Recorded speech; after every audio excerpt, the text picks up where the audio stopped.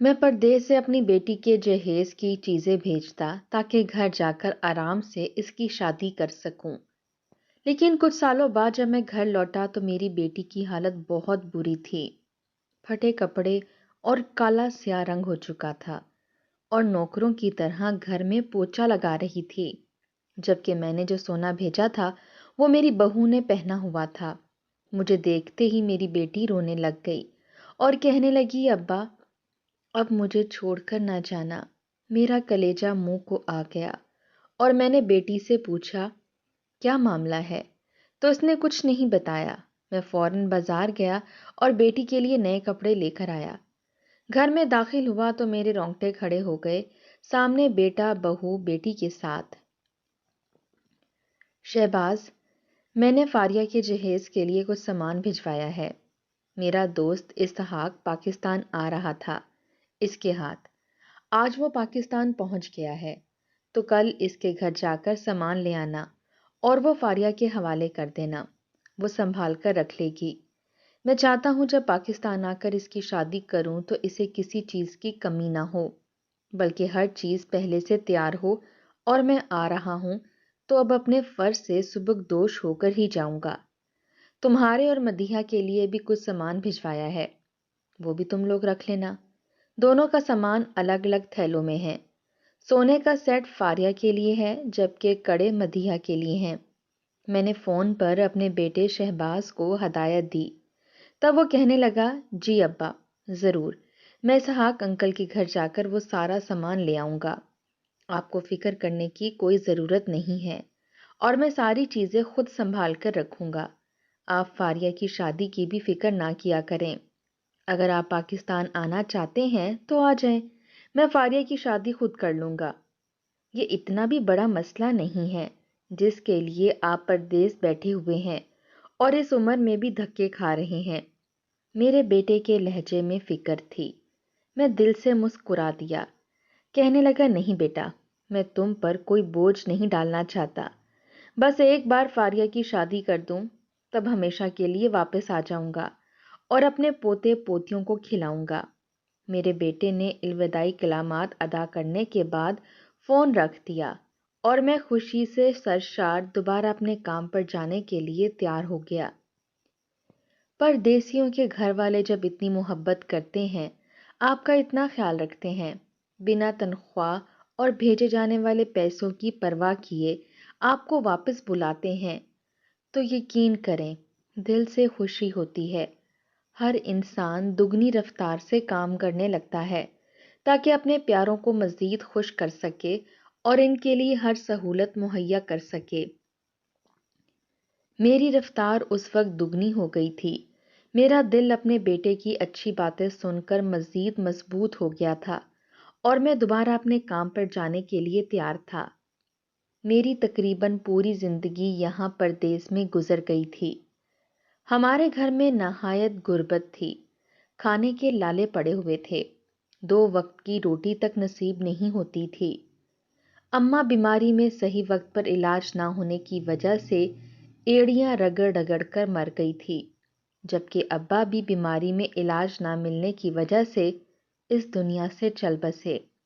دونوں کی موت کا ہی میرے دل میں گہرا دکھ تھا، اور تبھی میں نے سوچ لیا تھا کہ اپنی بیوی بچوں اور آنے والی نسلوں کو غربت کی مار ہرگز نہیں سہنے دوں گا، بلکہ ان کے لیے کچھ اچھا اور مضبوط انتظام کر کے ہی مروں گا، تاکہ جو مجھ پر گزری وہ میری آئندہ نسلوں پر نہ گزرے۔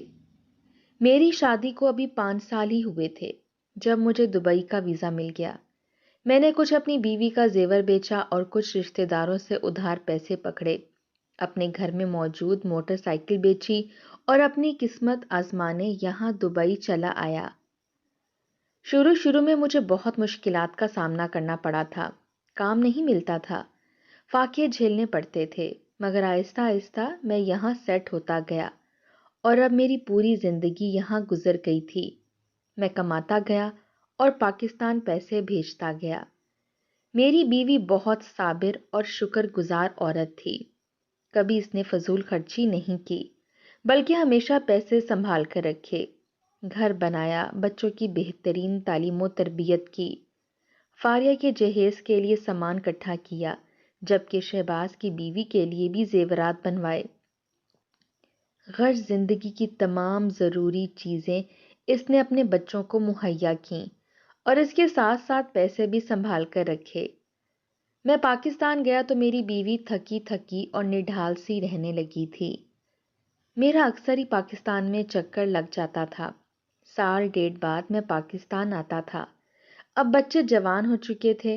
میں پاکستان گیا تو میری بیوی مجھ سے کہنے لگی، شہباز کے ابا، اب ایسا لگتا ہے جیسے زندگی مزید مہلت نہیں دے گی۔ میں چاہتی ہوں کہ آپ فاریہ کا رشتہ کر دیں اور اس کی شادی کر دیں، ساتھ ہی شہباز کی بھی شادی کر دیں۔ میرا دل چاہتا ہے کہ اپنی بہو کو گھر میں بسے دیکھوں اور اپنی بیٹی کا گھر بھی بسا دوں۔ میری زندگی میں ہی یہ کام ہو جائے تو کتنا اچھا ہو۔ اور میں نے حیرت سے اپنی بیوی کی طرف دیکھا تھا۔ کیا بات کر رہی ہو فاریہ کی ماں؟ فاریہ تو ابھی چھوٹی ہے اور پڑھ رہی ہے، صرف 18 سال کی ہے وہ۔ اتنی جلدی اس کی شادی نہیں کرنا چاہتا۔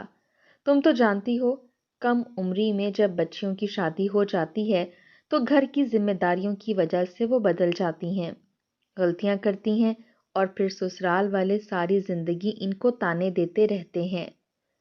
سب لوگ ہمارے جیسے تو نہیں ہوتے نا۔ تب میری بیوی نے اس بات میں سر ہلایا اور کہنے لگی، چلیں شہباز کی تو شادی کر دیں۔ شہباز کی عمر بھی اس وقت 22 سال تھی۔ وہ اتنا بھی جوان نہیں تھا کہ اپنی شادی کی ذمہ داری اٹھا پاتا، لیکن ہمارے گھر میں اللہ کا دیا سب کچھ تھا۔ میں نے شہباز کو کوئی کام ڈھونڈنے کے لیے کہا اور پھر بیوی سے کہا کہ ٹھیک ہے، اس کے رشتے دیکھنا شروع کر دو اور میں جانے سے پہلے شہباز کی شادی کا کام نپٹا کر ہی جاؤں گا۔ تب میری بیوی نے تیزی سے رشتے دیکھنا شروع کر دیے اور بالآخر اپنی دور کی ایک رشتے دار بھتیجی کو شہباز کے لیے پسند کر لیا۔ میری بیوی تو ہتھیلی پر سرسوں جمانے کے مترادف اسے پسند کر کے منگنی کی انگوٹھی پہنانے بھی گئی اور ساتھ ہی شادی کی تاریخ بھی فائنل کرائی۔ میں اس کی جلد بازی پر مسکرا کر رہ گیا تھا۔ اس وقت مجھے علم نہیں تھا کہ اس کے پاس واقعی زندگی نے بہت تھوڑی مہلت چھوڑی ہوئی ہے جس میں وہ سارے کام کر لینا چاہتی ہے۔ جلدی شہباز کی شادی ہو گئی اور شادی کے ٹھیک 10 دن بعد میں واپس دبئی آ گیا اور ایک بار پھر کمانے میں لگ گیا۔ اب گھر میں بہو بھی تھی اور بیٹے کو ابھی تک کام نہیں ملا تھا۔ ذمہ داریاں بڑھ گئی تھیں تو میری کام کی رفتار اور بھی بڑھ گئی۔ میں ڈبل شفٹیں کرنے لگا، حالانکہ میری صحت جواب دیتی جا رہی تھی۔ سالوں پردیس میں دھکے کھائے تھے، دن رات محنت کی تھی۔ اب میرے آرام کرنے کے دن تھے، لیکن بچوں کی محبت میں اب تک کام پر لگا ہوا تھا اور چاہتا تھا کہ ان کے لیے مزید کچھ بنا دوں۔ اپنی جوانی کے قیمتی 9 سال برباد کر دیے تھے، اپنی بیوی کی خواہش ادھوری چھوڑ دی تھی۔ مجھے آئے 7 ماہ ہی گزرے تھے جب ایک دن فون پر خبر ملی کہ میری بیوی کی طبیعت انتہائی خراب ہے۔ میں نے ایمرجنسی ٹکٹ کروائی تاکہ فوراً پاکستان پہنچ جاؤں، لیکن جس دن میں پاکستان پہنچا، میرے گھر پہنچنے سے ٹھیک 1 گھنٹہ پہلے میری بیوی ہمیشہ کے لیے آنکھیں موند چکی تھی۔ محبت کرنے والی شریک حیات جس نے ہر دکھ سکھ میں ساتھ دیا تھا، وہ مجھے چھوڑ کر جا چکی تھی اور میرے لیے جیسے دنیا ہی اندھیری ہو گئی تھی۔ مجھے ایسا لگ رہا تھا جیسے میں بھری دنیا میں بالکل تنہا رہ گیا ہوں۔ میں ٹوٹ کر بکھر گیا تھا۔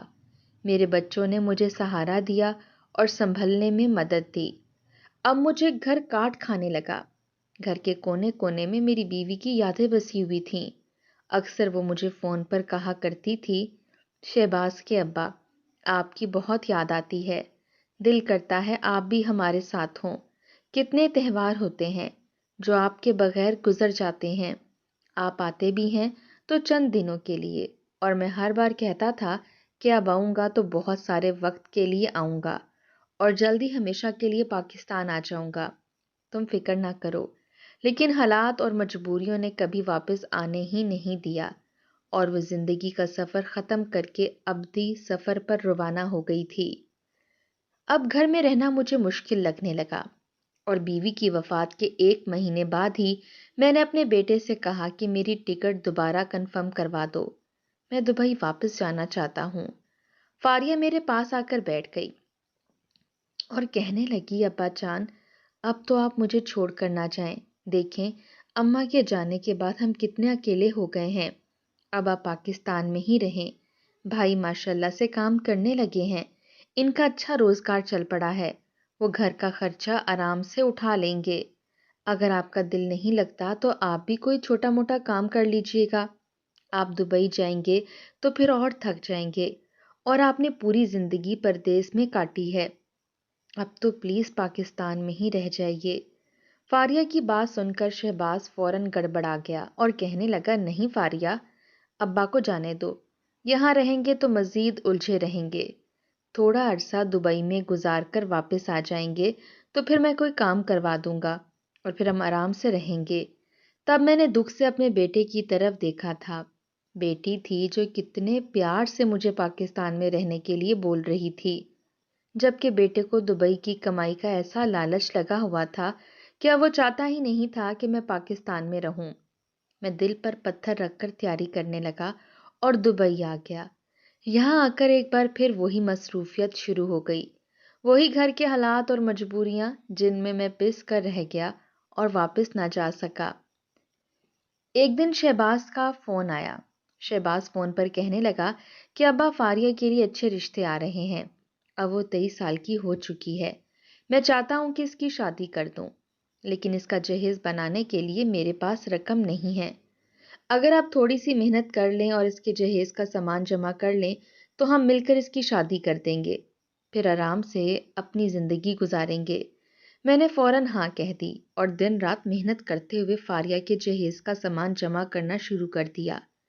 حالانکہ فاریہ کا جہیز میری بیوی پہلے ہی بنا چکی تھی، لیکن جب میں نے شہباز سے اس کے بارے میں بات کی تو وہ کہنے لگا کہ ابا ڈاکو آئے تھے اور سارا سامان لوٹ کر لے گئے، ہم نے آپ کو اس لیے نہیں بتایا کہ کہیں آپ پریشان نہ ہو جائیں، آپ کو میری بات پر یقین نہ ہو تو آپ فاریہ سے پوچھ لیں۔ اس نے فوراً میری فاریہ سے بات کروائی تو فاریہ بھی روتے ہوئے کہنے لگی، ہاں ڈاکو آئے تھے اور سارا سامان لوٹ کر فرار ہو گئے، کچھ بھی نہیں بچا، لیکن آپ کو پھر بھی دبئی رہنے کی ضرورت نہیں ہے، آپ واپس آ جائیں اور میری شادی کر دیجیے گا۔ اب سارے لڑکے والوں کی ڈیمانڈ جہیز ہی تو نہیں ہوتی نا، میرے لیے کوئی ایسا رشتہ ڈھونڈ لیجیے گا جو جہیز نہ لیتا ہو، بس آپ کو وہاں رہنے کی مزید ضرورت نہیں ہے، آپ واپس آ جائیے۔ وہ روتے ہوئے کہہ رہی تھی، جبکہ میرا دل جیسے کسی نے مٹھی میں جکڑ لیا تھا۔ میں نے کہا، ٹھیک ہے، میں 6 سے 7 ماہ کے اندر واپس آ جاؤں گا، تم فکر نہ کرو۔ اس طرح میں نے ڈبل شفٹ کر کے فاریہ کے لیے زیور بنایا اور پھر بہت سا دوسرا سامان بھی بنایا جو میں نے اپنے کسی نہ کسی دوست کے ہاں پاکستان بھجواتا رہتا تھا۔ جب مجھے یقین ہو گیا کہ فاریہ کے جہیز کا سامان پورا ہو چکا ہے اور جو باقی رہتا ہے اس کے لیے میرے اکاؤنٹ میں پیسے جمع ہیں، تو میں نے ٹکٹ کروائی اور دبئی سے پاکستان کے لیے روانہ ہو گیا۔ 6-7 مہینے کا کہتے کہتے مجھے 2 سال لگ گئے تھے۔ بے شک غربت اور مہنگائی نے عوام کی مت مار دی ہے، بہرحال میں خوش تھا کہ وقت لگا، لیکن میں اپنی بیٹی کے لیے ہر چیز بنا چکا ہوں اور اب پاکستان جا کر آرام سے اس کی شادی کر دوں گا۔ میں پاکستان پہنچا تو بہت خوش تھا کیونکہ اب مجھے واپس دبئی نہیں جانا تھا۔ میں بےتاب تھا کہ جلد از جلد اپنے گھر جاؤں اور اپنے بچوں سے ملوں، وہ مجھے اچانک دیکھ کر بہت خوش ہوتے۔ میں گھر کے سامنے پہنچا تو میرے پاس ڈھیروں سامان تھا، کچھ فاریہ کی شادی کے لیے تھا، کچھ بہو مدیحہ کے لیے تحفے تھے اور کچھ بیٹے کے لیے تھے۔ شہباز نے مجھے بتایا تھا کہ مدیحہ ماں بننے والی ہے تو میں اس کے لیے بھی سونے کا سیٹ بنوا کر لایا تھا۔ یہ خوشی کی خبر بھی کئی سال بعد مجھے ملی تھی، کاش میری بیوی بھی ہوتی اور اسے بھی یہ خوشی ملتی، کتنی حسرت تھی اسے پوتے پوتیوں کو کھلانے کی، لیکن کوئی بات نہیں، جب اللہ کی رضا تھی میں اسی میں راضی تھا۔ میں نے گھر کے دروازے پر دستک دی تو وہ خود بخود کھل گیا۔ میں دبے پاؤں صحن میں داخل ہوا، مگر آگے کا منظر دیکھ کر میری آنکھیں کھلی کی کھلی رہ گئیں۔ میرے سر پر جیسے آسمان گر پڑا ہو اور پاؤں کے نیچے سے زمین نکل گئی ہو۔ مجھے اپنی آنکھوں پر یقین نہیں آ رہا تھا۔ ایسا لگ رہا تھا جیسے میں کوئی خواب دیکھ رہا ہوں۔ ابھی آنکھ کھلے گی اور سب منظر اوجھل ہو جائے گا۔ میری پیاری بیٹی فاریہ جو بہت خوبصورت اور نازک سی تھی، اس وقت بدحال چہرے اور پھٹے ہوئے کپڑوں میں کپڑے دھو رہی تھی۔ اس کی رنگت بالکل سیاہ پڑ چکی تھی۔ اس کا ایسا حال دیکھ کر میں حیران رہ گیا، مگر اس سے پہلے کہ میں کچھ کہتا، کمرے سے میری بہو نکلی۔ اسے دیکھ کر میں بیٹھ گیا۔ جو سیٹ میں نے فاریہ کے جہیز کے لیے بھیجا تھا وہ اس نے پہن رکھا تھا۔ وہ صاف ستھری حالت میں تھی اور مہنگے کپڑے پہنے ہوئے تھے۔